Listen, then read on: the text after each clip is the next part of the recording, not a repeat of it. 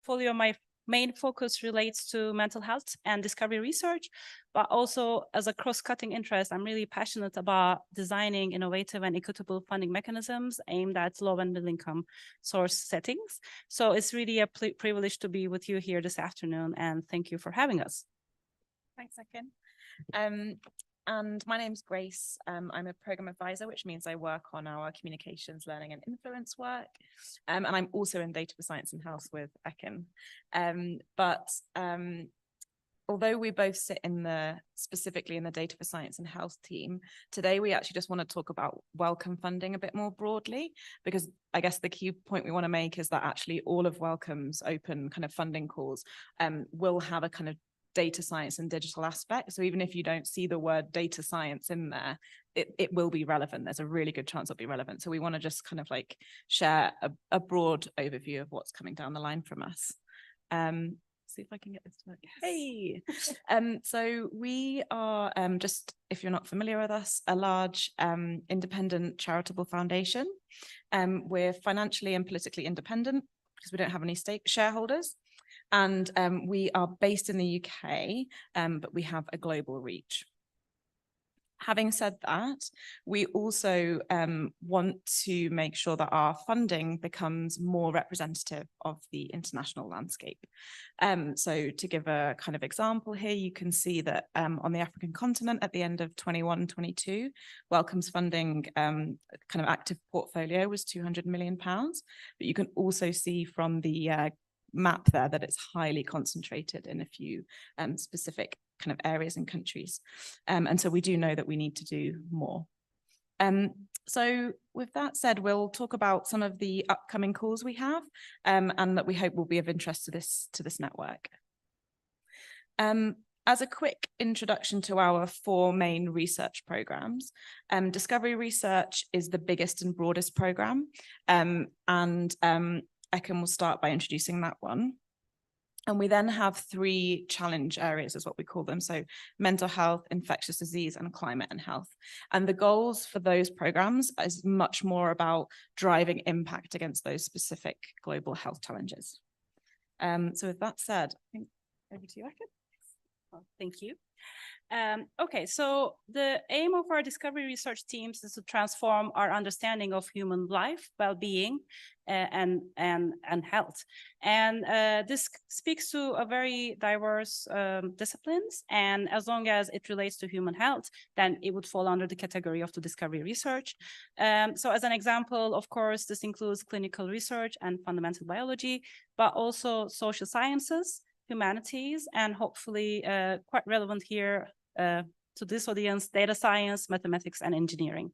And also important to note that tools and technologies falls under the remit of discovery research, and we value them as much as a hypothesis-driven research. The only kind of requirement is that their applications would need to relate to human life.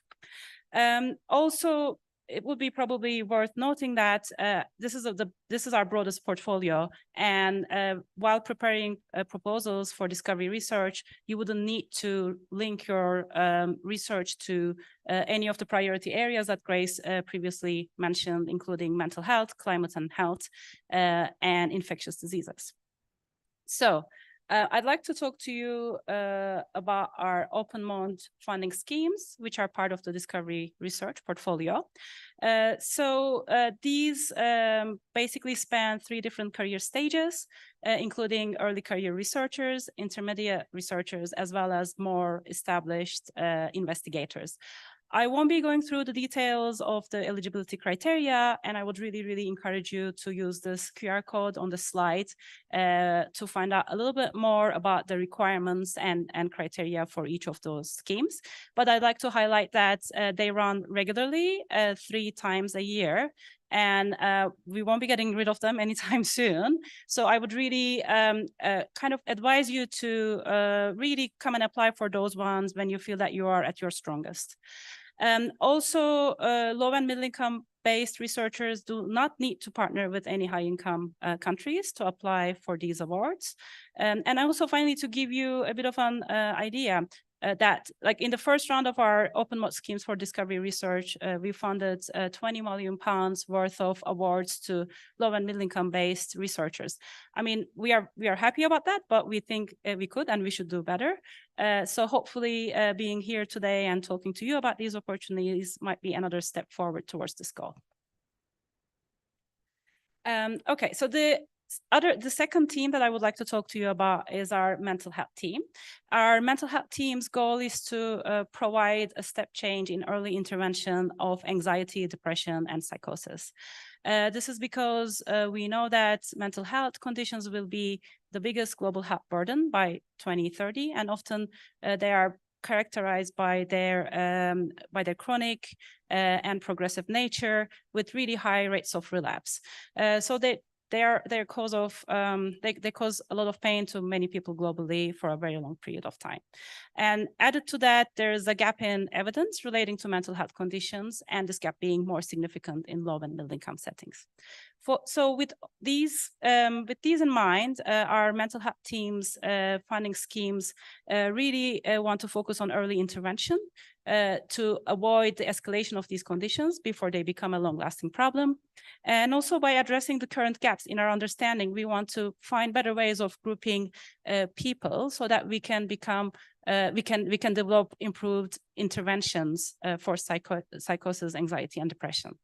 And finally, we really want to support research and data addressing these conditions through different lenses, including looking into biological and psychological factors, but also sociological and economic factors that might be contributing to the escalation of these mental health conditions. So we have 3 upcoming opportunities that are on the pipeline from our mental health team. So the first one that I would like to talk to you about is the Mental Health Data Prize, Africa. So in a nutshell, this is a challenge and funding mechanism that aims to build multidisciplinary teams working on digital tools that prioritizes collaboration between researchers and people with lived experience of mental health conditions. And while doing that, we want to use data sources from across the African continent. And the question that we want to answer is what can help us tackle anxiety, psychosis, and depression in Africa. So I have to say I'm a little bit biased for this one because this is kind of my baby. And this funding scheme is the result of a series of consultations with relevant community and researchers across the continent to understand what kind of principles we should be adopting to make it equitable. And actually one of these consultations was as part of this meeting last year in Cape Town.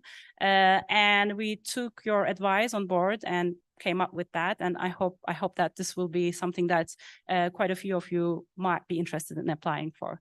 So we'll be launching it in opening it up for applications early next year in January 2024, and we have partnered with African Population Health and Research Center with APHRC as our delivery partner on this initiative, and I'm really excited about that, given their huge track record in providing data-related capacity and training, their data-related kind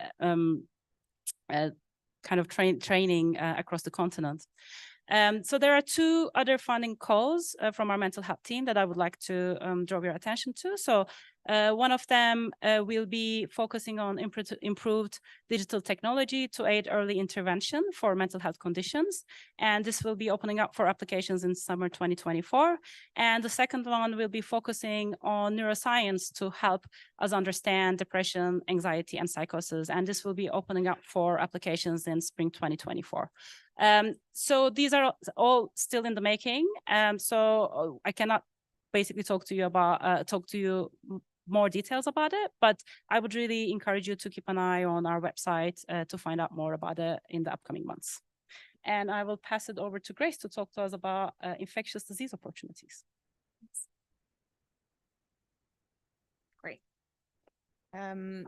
Okay, so I think Wellcome has historically funded a lot of work in the infectious disease space, and out of all of these programs, it's probably the area that we are best known for. But this kind of challenge area that we're talking about today is now really focused on escalation. So trying to understand the changing factors and systems that are allowing a pathogen to spread out of control. So we know, for example, that drug resistance and the impact of climate change has affected the spread of malaria and caused it to escalate. And we think that if we can identify what causes and drives those infectious disease outbreaks, we can protect lives and prevent diseases before they spread, before they escalate. Because we know that not preparing actually costs a huge amount more than putting the systems in place in the first place. So in terms of what's coming down the line funding-wise, so again, this first call is in development, so the details, exact kind of specifics of it might shift, but the goal of this is really to address research gaps on the risk of emerging infectious diseases, focusing specifically on those diseases that are affecting lower middle income countries disproportionately. The other kind of element to this funding call is that it's going to really focus on supporting teams to engage with relevant policymakers and decision makers to drive impact and uptake of the evidence that's generated. And there will be more funding calls. So just at a high level, these are likely to prioritize these three areas. So understanding disease reservoirs, smart surveillance, and developing affordable interventions. So last but not least is the Climate and Health Programme. And this is probably the newest area for us, but we kind of really strongly recognize that the climate crisis is a health crisis. And so this programme aims to put health at the heart of climate change action to drive change. And there's four main goals to this programme. So the first one is really about quantifying the effects of climate change on health. And as we heard earlier from the Heat Centre folks, that's more challenging than it sounds. So that's a really important part of this programme. The second one is about identifying the health benefits of mitigation actions. The third is about developing evidence on how adaptation affects health. And then the fourth one is this kind of field building, supporting the creation of a global climate and health research and policy community. And so in terms of the funding that's coming up, the first one to mention is this Climate Impacts Award. This is a yearly scheme. So the next one is around spring 2024. You can see some details about the kind of amount of funding and the number of years, but I think the crucial thing about this one is it's really about combining the generation of evidence with communications and public engagement to really drive like impact and policy and practice. And again, there will be more funding calls that come down the line from the climate and health area, but and they will likely focus on these two specific areas. So one, this like really kind of, I suppose, tangible research that co-produces evidence for policymakers. And then the second one will be about, will be research on like practical and affordable solutions. So that's that for climate and health. I'll hand back to you. Okay, so just to wrap up, there are a couple of different ways that you might be able to keep in touch with us. Firstly, if you are interested in getting updates about the Mental Health Data Prize Africa, please do subscribe to our emailing list at dataprize@wellcome.org, and we'll be able to tell you about upcoming timelines. But also, obviously, I'm here today and tomorrow, so come and talk to me. I'm always very happy to talk about data prizes.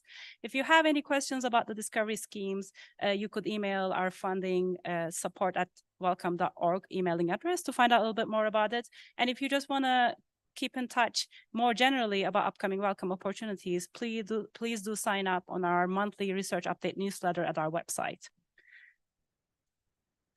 And with that, I would like to thank you for listening to us. And also, I'm a strong believer that there's no better interaction than an organic interaction. So come and say hi to me and Grace, and we can discuss about any interest that you may have in Wellcome opportunities. Thank you.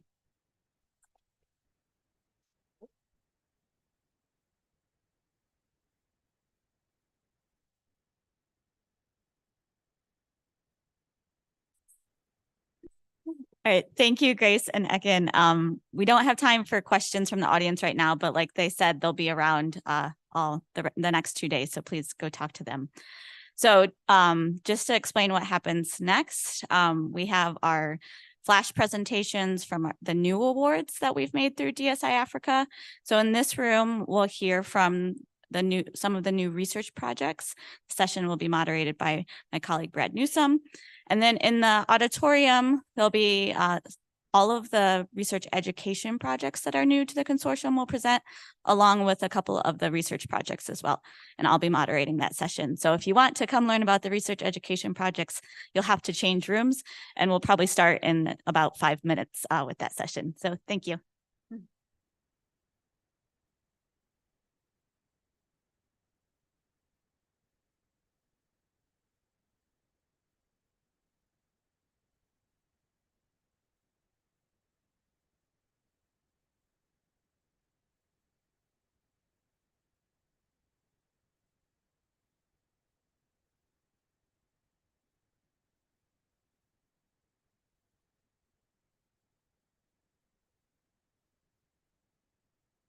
Okay, while we're getting everyone out of the room and those who are staying in, we're going to give it 5 minutes to transition. I know a lot of people are trying to determine, based on looking through your agenda, what you would like to attend, either downstairs or here. So we'll give it a few more minutes and then get started on our flash talks.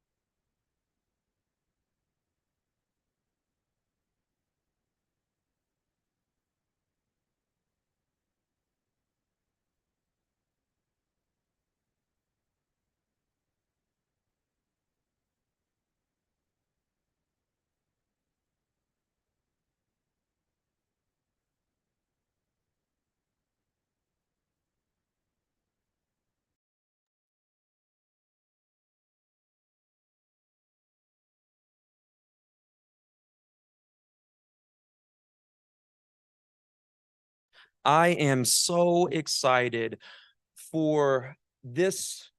I think that you probably don't realize how long it takes to piece together new awards. You didn't, for those of you who have been around for years now, we were working for years to piece together our initial awards. And then a lot of time has been spent over the last few years to piece together our new Partnership for Innovation Research Awards, our UO1 Research Awards, as well as our small, streamlined training programs that really link on to our training programs. We use a UE5 mechanism that's downstairs. And we are so excited to be able to finally highlight these new projects that really double the network. We went from 19 awards to 38 within the last few weeks, or few months, I would say. So I'm so excited to get us started off on Flash Talks today. And remember, these are Flash Talks for those of you who are presenting. We're moving through these. We've got a lot to give, but we'll look at the next few years where we're going to be highlighting progress. But right now, we want to give opportunity to highlight the new projects in a short order format, but then also to keep people thinking about what can be moving forward. These meetings are all about collaboration, and these new awards need to meet you in this room that have been here for a little while. Whether you're in their research hubs or the LC partnerships or the training programs, they're going to need to know you to really very quickly become part of this consortium and move forward along with all of you that have been working on this for a few years now. So I really do hope that you will reach out to each one of the people that are speaking today and warmly welcome them to our consortium. And really get an idea of what they're doing and how maybe you could potentially partner, whether that is at the hub level and utilizing shared data sets, or a new idea that may come from their presentations. So I really encourage you to reach out to them afterward. Without further ado, we'll get started on our flash talks for our UOM prizes. And I'm not going to give significant introductions. We're going to go as quickly as possible through these. So the first presentation is going to be from Gianna Regitabile. I'm sorry if I butchered that. Around utilizing data science to predict and improve health outcomes in pediatric HIV.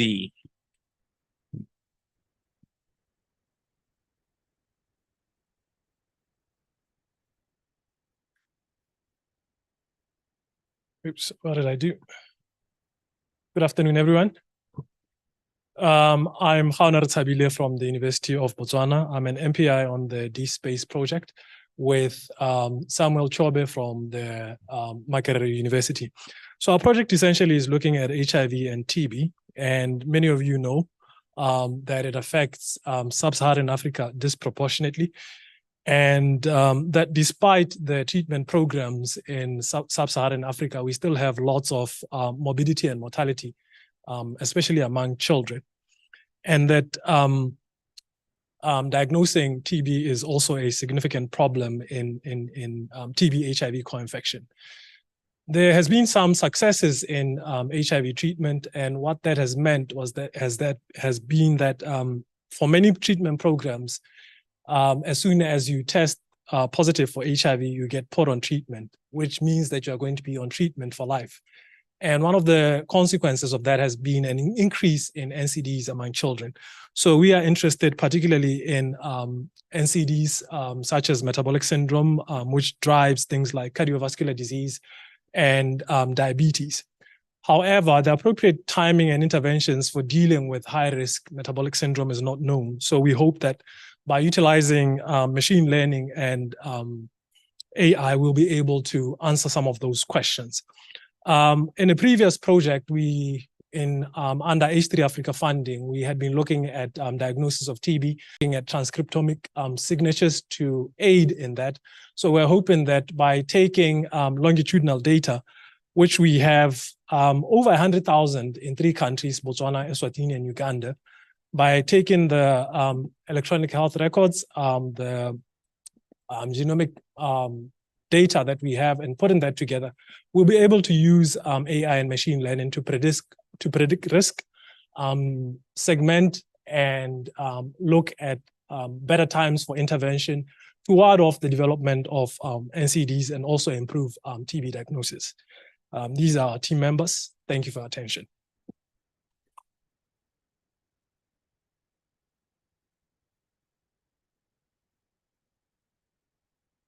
Okay, a high bar was set for what a flash talk should be. So thank you so much for really starting us off. These are high-level ideas. Be thinking about how you may be able to tie together some of your research ideas. Okay, our next project up is characterizing effects of air quality in maternal, newborn, and child health, the Cheeky MNCH research project. I'm trying to find Prestige Makanga. Oh, there, okay. Thank you.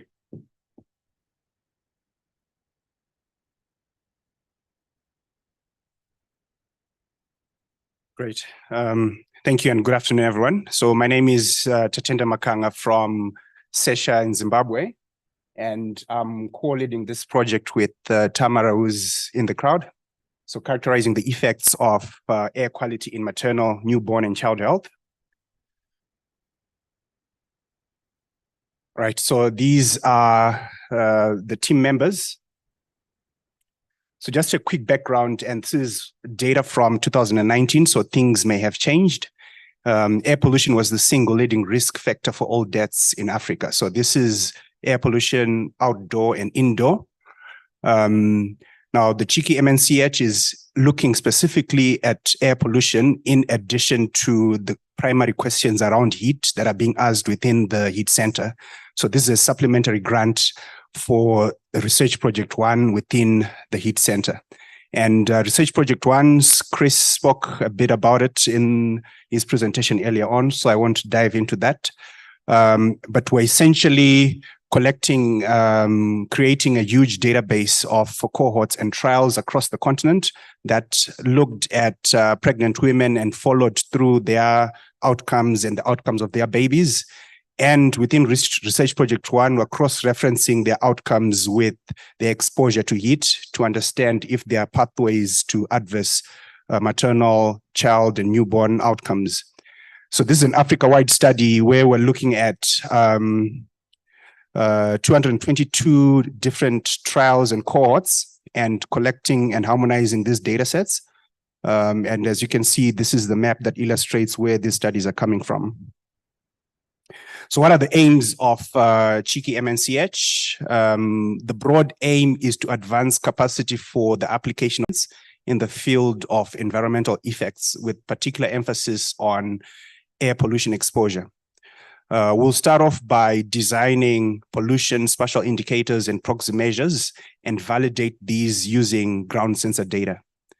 We'll then prepare a data science ecosystem which allows for reuse of existing air pollution, climate, and biomedical data and serve as a platform for innovative climate and health research. Fourth, we'll utilize machine learning approaches to understand the linkages between these pollution exposures and our outcomes of interest.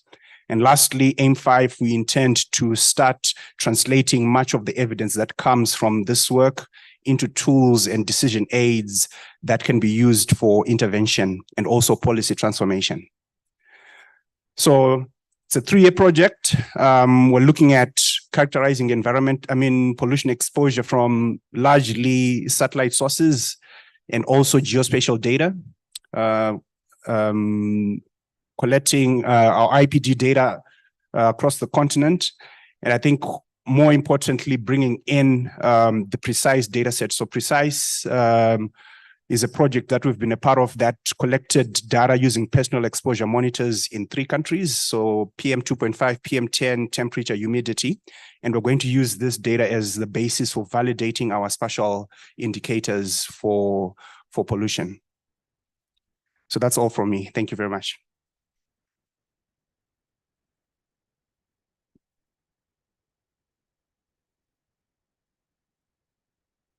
Thanks so much. Next up is Meredith Smith, presenting on innovative data science to impact the TB epidemic, or INSIGHT.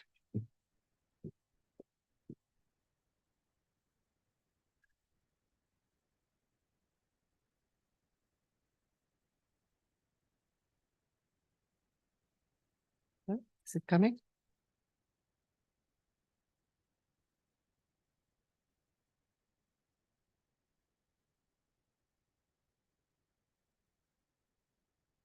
There we go. That was 1 minute of my talk. Sorry, guys. So I'm representing this project as part of a data scientist working on this project. I'm Mariet from University of Cape Town. Oh, is it me?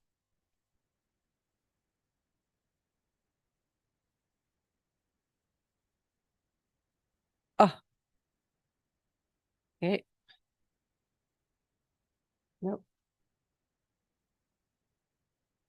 Yeah, I'm doing right.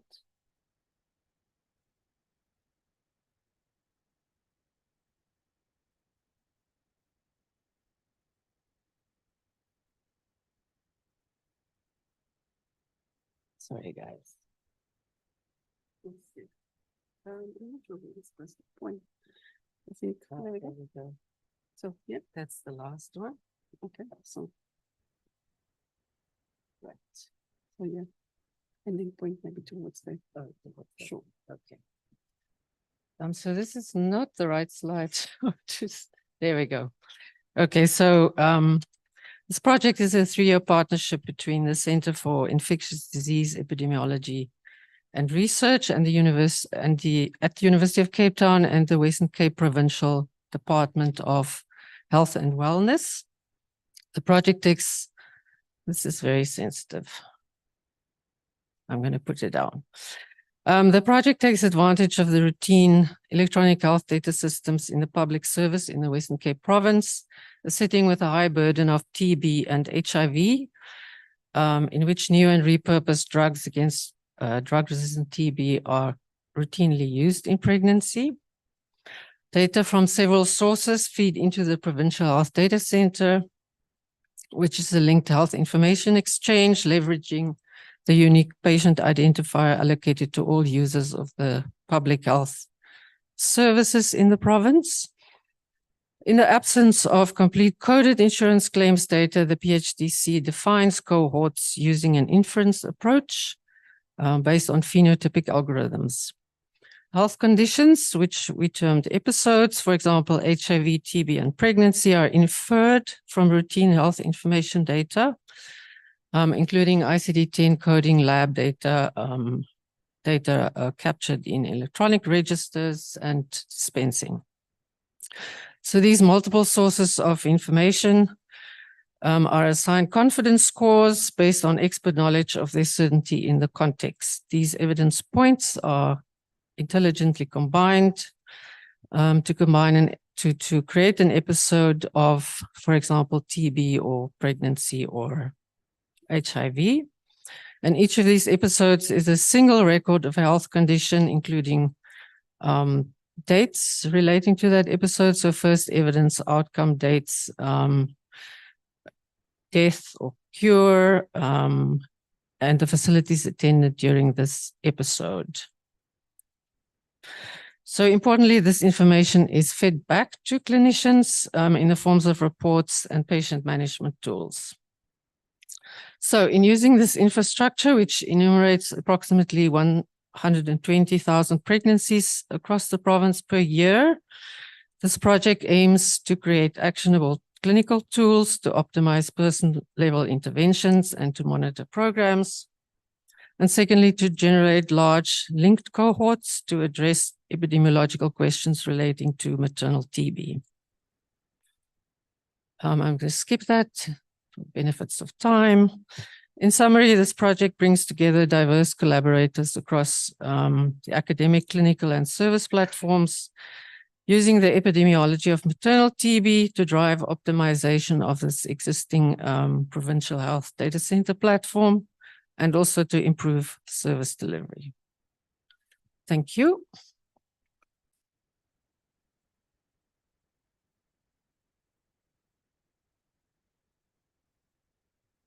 Thank you, Marietta. These are so good. I hope that you all are enjoying these quick snippets as much as I am. On to the next, very quickly. Next up is Ine Lombard with our project Advancing Discovery for Developmental Disorders, Expanded Analysis of the DDD Africa Resource. And her title is An Expanded Analysis of all of this great stuff.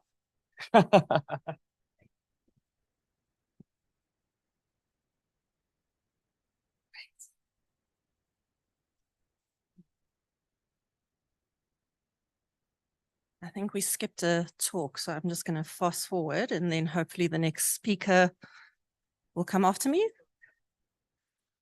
Is that okay? Just get to my slides. Also not me. I think I've skipped a few.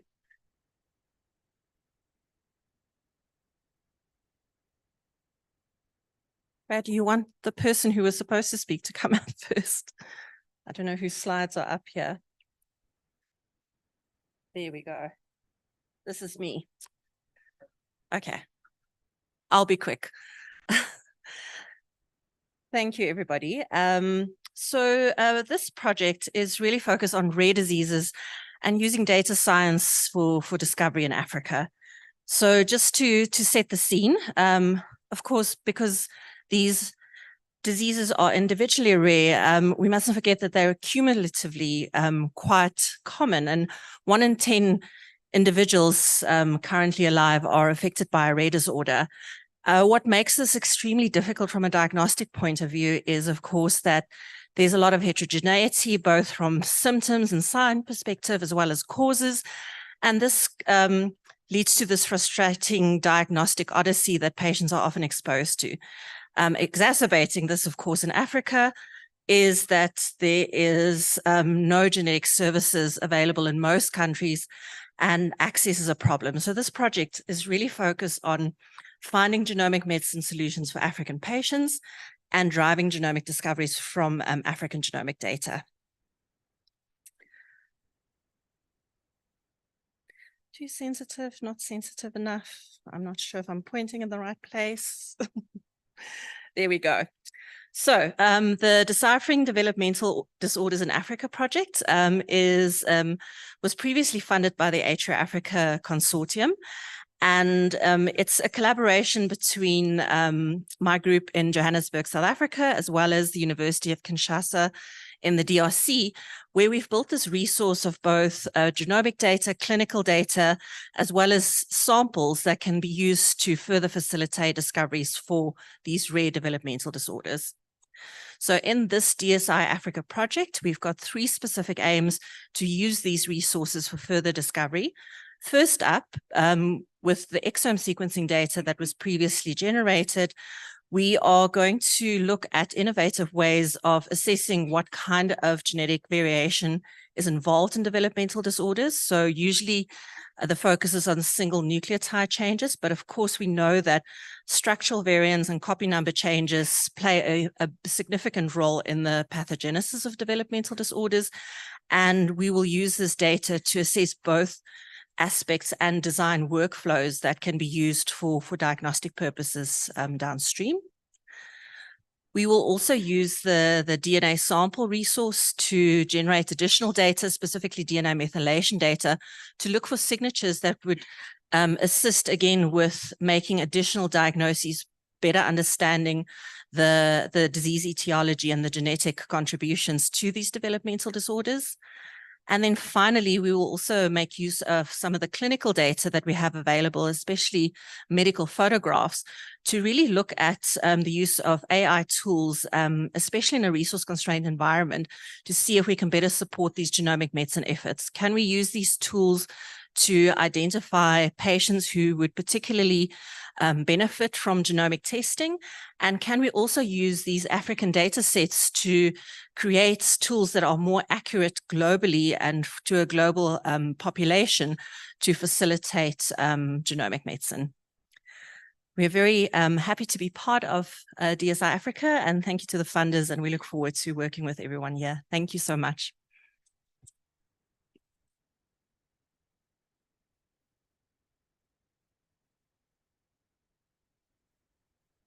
Great presentation. Moving back now in your agenda to Rose Nakasi, up next for her work on automated mobile microscopy for malaria diagnosis and surveillance in Uganda.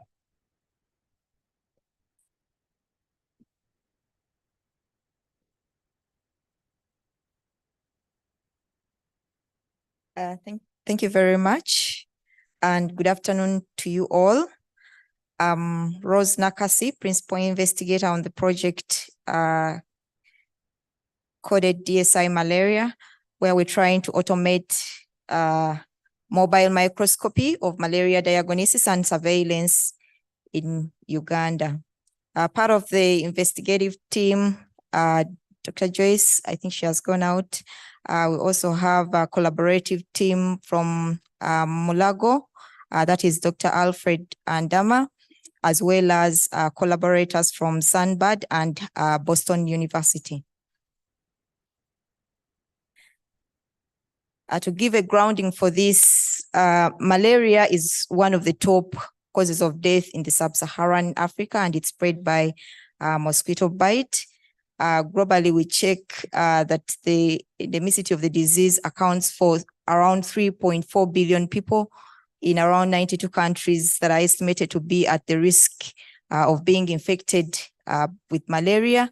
Statistically, in 2021, WHO estimated 247 million cases of malaria worldwide, with over 619,000 deaths. So we really see a big burden the disease imposes to public health.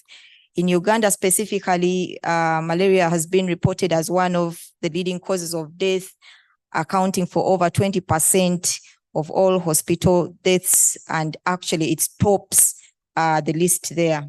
And a key challenge to probably its endemicity in most of the sub-Saharan Africa is the inadequacy for the gold standard microscopy diagnosis for the suspected cases, and that is largely due to lack of enough skilled personnel to operate the gold standard mechanism, which is by the use of the microscope. If we to look at the microscope, the burden that is imposed from the gold standard, we see that one, there is not just a lack of enough skilled technician, but also we shouldn't forget that according to the WHO's standard operating procedure, microscopists are not supposed to view more than 30 slides a day. So the procedure itself is eyes training, and therefore we see less throughput, as well as variations that come with individual judgments that come from microscopists, being the fact that they are also human. The major objective of this research, therefore, is to develop standardized machine learning approaches to standardize, especially the field-based microscopy of malaria diagnosis.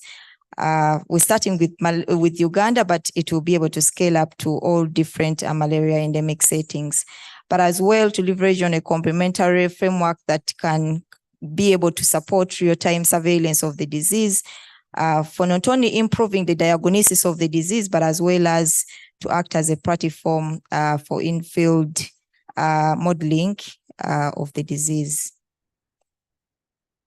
So our strategy to accomplish this, and this is the experience that we've been undertaking some time back, was to develop a mechanism where we can be able to develop a 3D printable adapter that we attach on the eyepiece of the gold standard mechanism, and then be able to capture images through the smartphone. And by leveraging on the capabilities of artificial intelligence, we could then be able to map out malaria pathogens, as you can see in the image on the sides.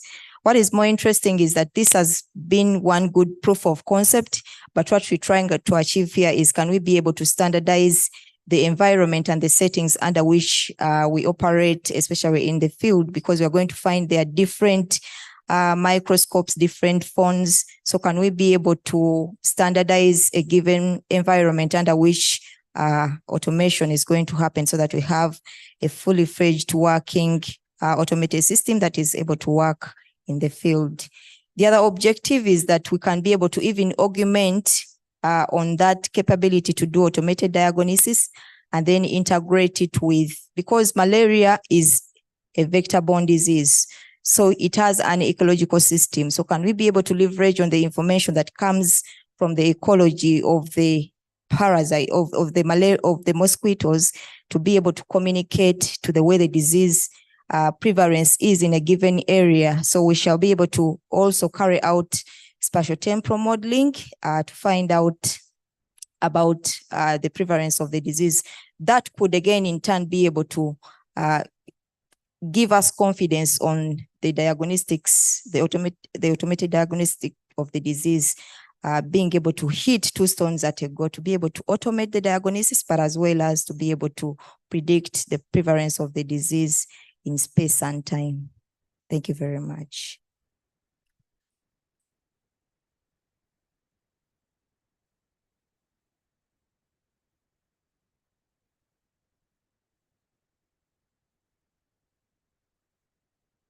Okay, thank you so much, Rose. Now we're jumping, Zane, and moving on to our next project, Geo-enabled Detect and Respond System for Antimalarial Resistance in Ghana, presented by Anna Winters. And hopefully her slides have been skipped to the next, since I messed up earlier. Thanks.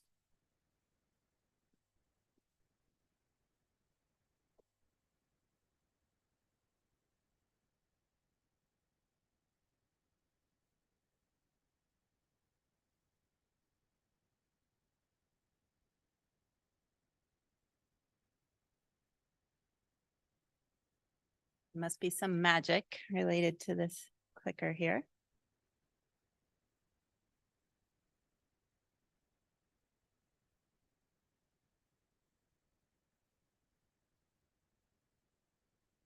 You have the touch, right?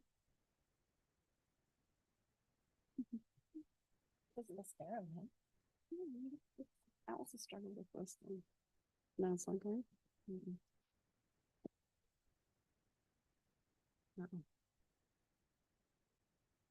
Francis.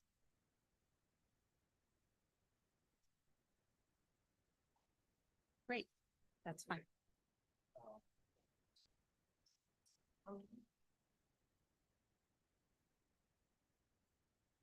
Okay, well, a little bit of juggling here. Always the fun of figuring out our tech. We're gonna come back to Anna very soon, but our next presentation is by Kofi Omega on leveraging data science applications to improve children's environmental health in sub-Saharan Africa.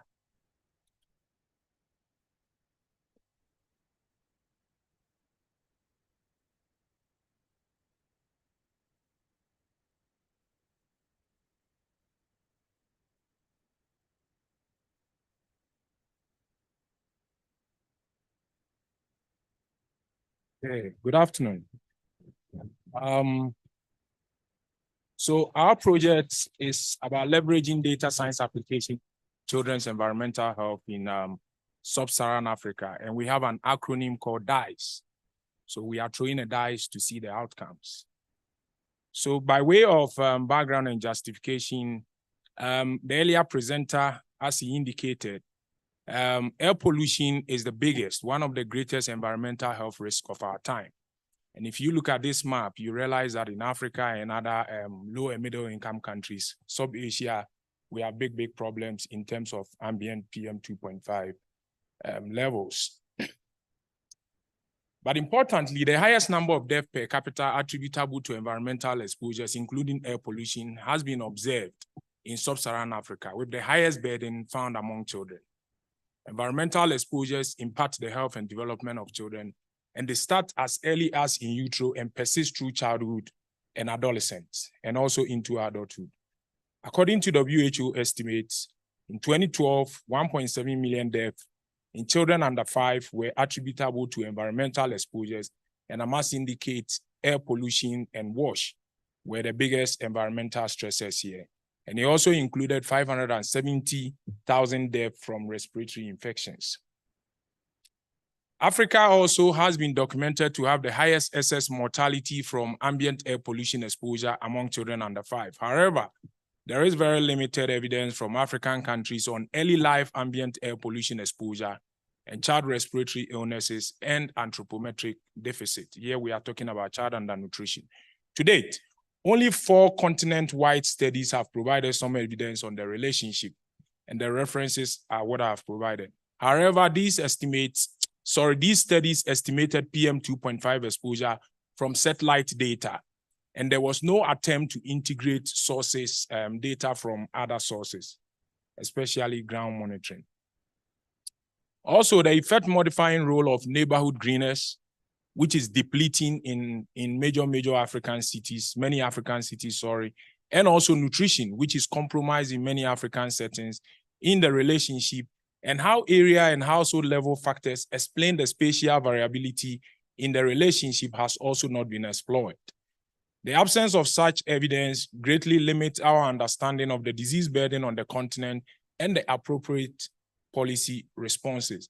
And I believe this ties in nicely with what DSI Africa program seeks to improve by harnessing the data science technologies. So we intend to fill this gap by harnessing the wealth of exposure data that are being generated at an unprecedented rate in Africa due to recent technological advances in the use of Internet of Things and machine learning for environmental monitoring, and also the tons of child health data that has become readily available courtesy of the DHS program, which has been running in many countries since 1988. Our project has 3 specific aims. 1, We intend to establish spatial variability in the impact of ambient PM 2.5 exposure on children's health in sub-Saharan Africa and explore the effect modifying role of neighborhood greenness and then also nutrition. We plan to estimate ambient PM 2.5 exposures at multi-temporal scales by integrating land use regression models, high-resolution ground monitoring data, and mobile monitoring data in Uganda and also in Ghana. And finally, we intend to identify the area and household level factors that explain the spatial variability in ambient PM 2.5 child health relationship and establish the temporal changes in these exposure risk profiles. We have 7 research questions that we intend to answer. The first 2 ties in with the first objective. The next 3 ties in with the second objective. And then the last 2, which are on the exposure risk profiles, ties in with the third objective. So this is our workflow and what we have been doing so far. So we have established a scientific advisory committee to oversee our work. There are 4 study sites and then 1 consultant on the project. So UCC is the main study site where I am based. We have a team in Makerere led by engineer Bino Mugusha, who is the MPI. And then we have another team in University of Ghana. University of Ghana is working on AIM1. UCC is working on AIM2. It's tied to everything. Makerere is taking AIM2. And then we also have a team in Oregon State University, which is working on AIM3 together with a consultant based in Canada. And then we have the private institution based in Uganda, Sunbird AI, who is in charge of our data management and governance framework, as well as storage of the data and archival. There's a postdoc we intend to recruit. We've put in an advert for PhD students, and then we also have a support team. Thank you very much.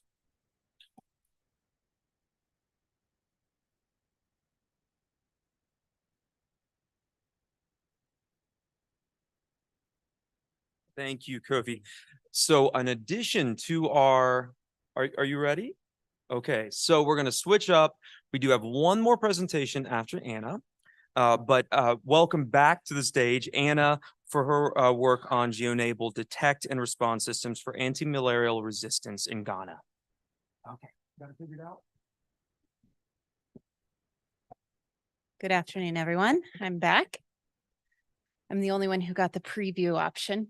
My name's Anna Winters. I'm a spatial epidemiologist. I'm also the co-founder of ACROS. As many of you know that maybe in the field of malaria, and Rose gave an excellent background here, anti-malarial resistance is a continuing challenge as we try our best to eliminate malaria. And in order to get towards that elimination goal, we need to ensure that we have highly granular surveillance systems for anti-malarial resistance. We know that molecular markers have a space in that world. And we also know that geospatial intelligence, that is the use of Earth observation, satellite imagery, also has a space to help build these surveillance systems. So our goal here is to strengthen the malaria or Ghana's malaria genomic surveillance network. It's an existing network run by WACCBIP, one of the primary partners here that we're collaborating with. We have 2 aims that you can see listed there. First and foremost, conduct geospatially targeted malaria genomic surveillance, but at the community level. So we're looking at more granular collection and utilization of these data. And aim 2, to basically visualize those data and to operationalize these data. So the theme here is to utilize this information from the research sphere of genomics and geospatial, but bring this also to the decision makers at national malaria control programs and ensure that the appropriate visualization and decision driving tools are made available. We've got some great partners in on this project. Many of those already within DSI Africa. You can see in the Inform project, IHVN, of course, with Dr. Alashley leading that group. ACROS is also part of that Inform project. Also WACCBIP and the University of Ghana. So together, the three groups here are collaborating to lead GDRS Ghana. Very, very quickly, how are we envisioning doing this? So you can see in the top left there, the existing and current model of the laboratory network for anti-malaria genomic surveillance in Ghana. We envision taking this model and, like I said earlier, bringing it to more of a granular capacity whereby data, dried blood spots, are captured at household level. We'll be utilizing an existing open source platform called Reveal, which ACROS has developed in order to capture those data and track them to the laboratory, as well as visualize those data for decision making by the National Malaria Control Programs and others. Like I mentioned, we'll be visualizing these molecular marker data through the Reveal dashboard. You can see some of the pictures there. This is an exciting opportunity to basically take this platform, which is already being used within the Inform project, but pivot that towards the genomic space. So we're excited to for really this new frontier of really tying the geospatial data directly to those genomic data. I hope that you're thinking about exciting collaborations and further pivoting of this type of geospatial work into other genomic areas that you may be working in. A quick shout out to the PIs and collaborators here. I'm with ACROS, as well as Dr. Charles Michello, who's here with us from Zambia. I hope you get the opportunity to meet him. Christina Riley as well, who's been part and parcel to the Inform project, but now also this project. Alashley, I know many of you know with IHVN, and Dr. Gordon Owendarwe as well with WACCBIP. So I'm looking forward to getting to know all of you and thinking through other opportunities and collaborations. Thank you so much.